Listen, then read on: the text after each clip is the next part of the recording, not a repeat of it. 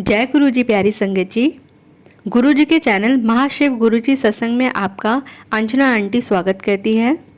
आप सबसे यही निवेदन है, अगर आप कोई भी सत्संग सुनते हैं तो कृपया करके उसे पूरा सुने, क्योंकि गुरु जी कहते हैं कि सत्संग कहने वाले को और सत्संग सुनने वाले को दोनों को गुरु जी ब्लेस्ड करते हैं। सत्संग शुरू करने से पहले गुरु जी का ध्यान करेंगे।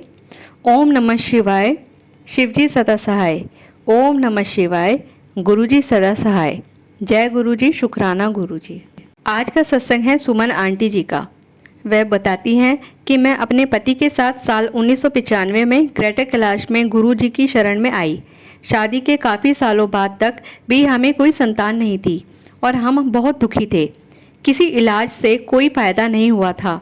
जब हम वहाँ गए और संगत में बैठे हुए थे, गुरुजी अपने कमरे से बाहर आए और हमें अमृत दिया।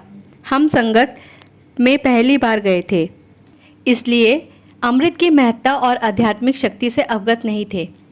आज जब हम मुड़कर उस शाम के बारे में सोचते हैं तो बहुत भाग्यशाली महसूस करते हैं कि पहले ही दर्शन में हमें उनका आशीर्वाद प्राप्त हुआ।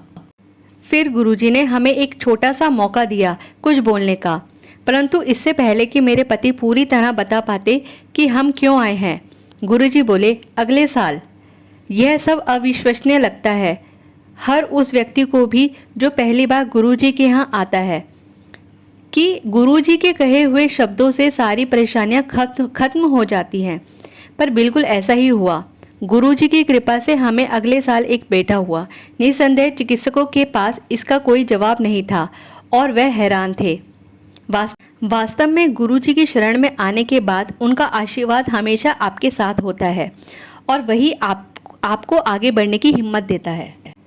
आंटी जी बताती हैं कि साल 2002 में मेरे पति असम में जॉब करते थे। उनके बॉस उन्हें परेशान कर रहे थे और उनकी एनुअल कॉन्फिडेंशियल रिपोर्ट यानी ACR खराब करने का विचार कर रहे थे। मेरे पति बहुत तनाव में थे और उन्होंने गुरुजी की तरफ रुख किया। 7 फरवरी को सुबह के करीब 7 बजे उन्होंने स्नान किया, कमरा अंदर से बंद कर दिया और बहुत उत्तेजना से गुरुजी से प्रार्थना की। गुरुजी ने संकेत दिया कि उन्होंने अपने भक्त की प्रार्थना सुन ली। कमरे में पंखा अचानक पूरी गति से घूमने लगा और पूरा कमरा गुरुजी की खुशबू से भर गया। स्पष्ट रूप से गुरुजी ने मेरे पति को आश्वासन दिया कि यह परिस्थिति वह संभाल लेंगे। आने वाले महीने में उनके बॉस का तबादला हो गया। नए वरिष्ठ अफसर ने बिना किसी प्रबोधन के मेरे पति की ACR में सुधार किया। 1 साल बाद फिर से गुरुजी का कृपालु संरक्षण व्यक्त हुआ। 2003 में मैं श्रीनगर कश्मीर में थी और जिस इमारत में हम सब रह रहे थे उनमें 2 अन्य महिलाएं रह रही थी। वह दोनों मिलकर मेरे खिलाफ हो गई और मेरी ज़िंदगी दयनीय कर दी। उनका ताने मारना और नकारात्मक व्यवहार मेरे लिए असहनीय हो गया था। हमारी ज़िंदगी में जब भी कोई कठिनाई आती है, चाहे छोटी या बड़ी, गुरुजी ही हमारा परम सहारा होते हैं। इसलिए एक सुबह मैंने गुरुजी से प्रार्थना की। उसी शाम मेरे पति एक अच्छी खबर के साथ घर आए। उनके एक सहकर्मी का तबादला हो रहा था और अगले ही दिन वह 2 महिलाएं वहां से चली गई।